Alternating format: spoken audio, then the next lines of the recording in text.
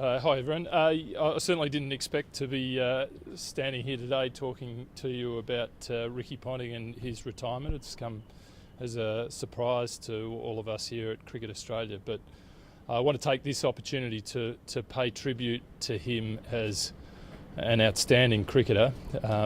Undoubtedly one of the greatest ever Australian cricketers, and certainly a brilliant batsman, a record that speaks for itself, and an absolutely brilliant fieldsman as well. A tremendous leader, led Australian cricket to many victories, and certainly a couple of World Cups come very quickly to mind as memorable moments.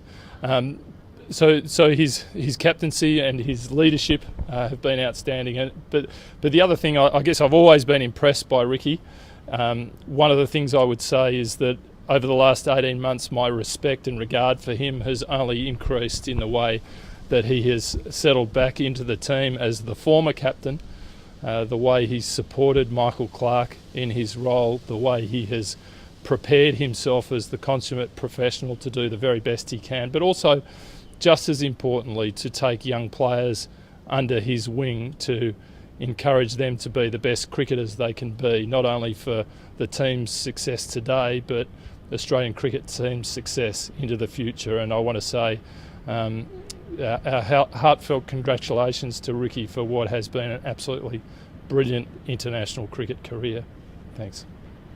Look, it's unusual for a captain to play on in Australian terms, but since that Ricky has done that, are you glad that, I guess, last time we still got to see elements of the best of him? Yeah, undoubtedly. I'm sure that Ricky Ponting will. He's got that fierce hunger to continue to do well, and we saw that over the course of the last 12 months.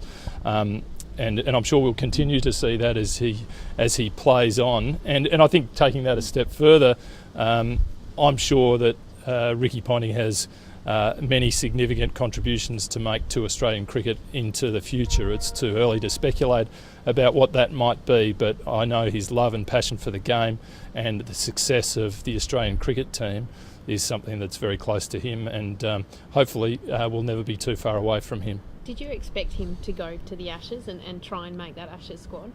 I certainly expected him to be hungry and determined to do that.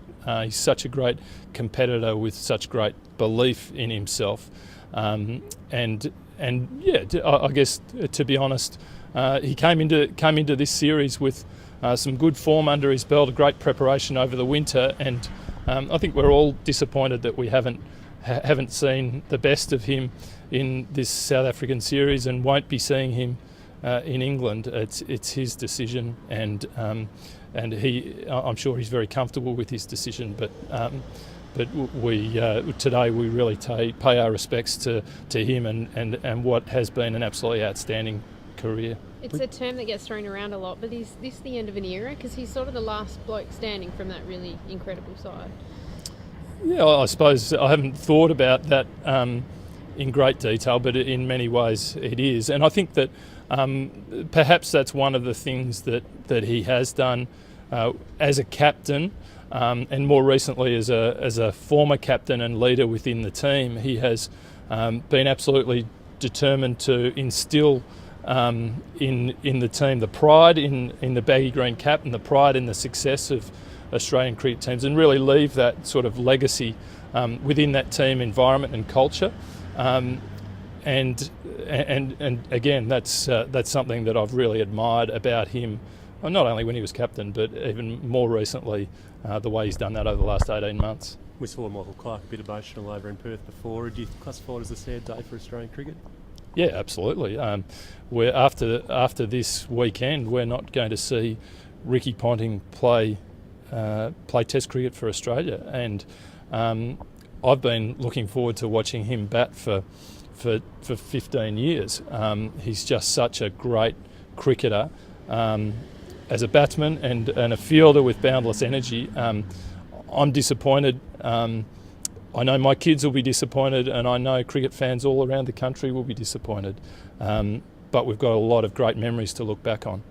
While he was a amazingly talented batsman, that stuff that you mentioned about his fielding, how much of an example is he set to sort of like the younger blokes in Australian cricket with the way he goes around his preparation and training? Absolutely unprecedented, I think, in terms of his intensity in the way that he prepares himself to play. And I don't mean that just in a physical sense, I mean that in a skills sense.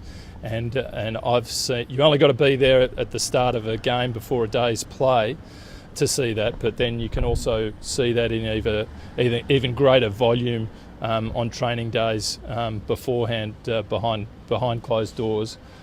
It's that intensity is there all the time, and the thing is that he has never ever been satisfied with his performance. He's always had that hunger to be better, and that if he leaves that instilled in some ways in current Australian cricketers, then Australian cricket's in good shape. How important is it to win this game? They're saying it's their grand final. Ponting said it's the most important game for him to win. He thinks he can remember. How important do you see it, and for the Australian public as well, to win this one? It's a huge game. It's been a great series so far, and so fiercely fought with so many twists and turns, and yet we're still after 10 days we're still 0-0.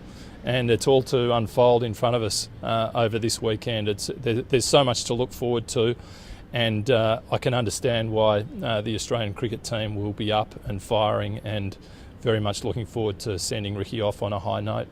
You mentioned that you don't want him to be lost to Australian cricket. Would it be too early to think that maybe come the end of the summer he could be looked at as a full-time replacement for Justin Langer as batting coach? Look, I think, definitely too early to speculate on that sort of thing, but I just know the value that he brings to inside the team at the moment as a mentor. I mean, he's a quasi coach in his own way right now, and he has potential in that coaching area. He's got potential in so many other ways, and I know he loves his golf, but he's got a really insatiable appetite for cricket, and I'm confident that won't be lost to Australian cricket. Maybe one more question, folks. Who do you see is the replacements in your opinion? The replacement? For the Tasmanian Test up next, Hobart Test. Like 20 odd million Australians, my opinion doesn't really count.